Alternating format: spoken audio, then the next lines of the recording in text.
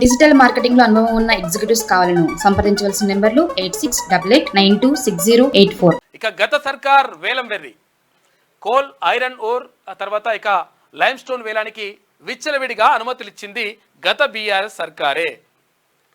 8 ఏళ్ల కిందే సున్నపురాయి గని యాక్షన్ కోసం కేంద్రానికి లేఖ రాసిండ్రు.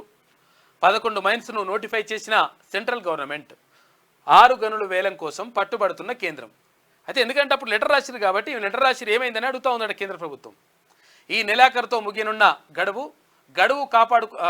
గనులు కాపాడుకునేందుకు కాంగ్రెస్ సర్కార్ ప్రయత్నాలు చేస్తూ ఉంది. ప్రభుత్వ రంగ సంస్థలకే ఇవ్వాలని కోరే యోచనలో రేవంత్ రెడ్డి ప్రభుత్వం ఉన్నట్టుగా తెలుస్తుంది.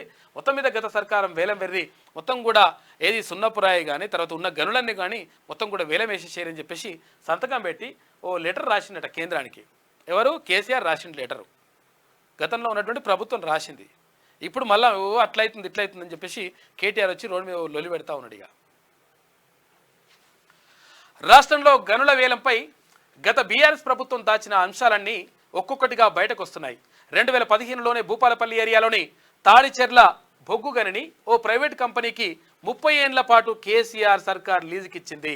అదేవిధంగా వివిధ ప్రాంతాల్లో ఉన్న ఐరన్ ఓర్ తర్వాత లైమ్ స్టోన్ సున్నపురాయి గనుల వేలానికి విచ్చలవిడిగా అనుమతులు మంజూరు చేసింది. 8 ఏళ్ల కిందే సున్నపురాయి గనుల వేలానికి అనుమతించాలంటూ కేంద్రానికి బీఆర్ఎస్ ప్రభుత్వం లేఖ రాసింది.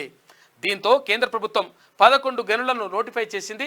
వాటి వేలానికి సెంట్రల్ గవర్నమెంట్ ఇప్పుడు పట్టుబడుతుంది.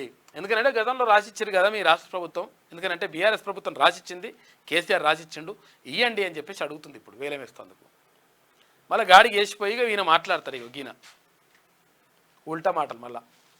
డిజిటల్ మార్కెటింగ్ లో అనుభవం ఉన్న ఎగ్జిక్యూటివ్స్ కావాలను సంప్రదించవలసిన నెంబర్లు 8688926084.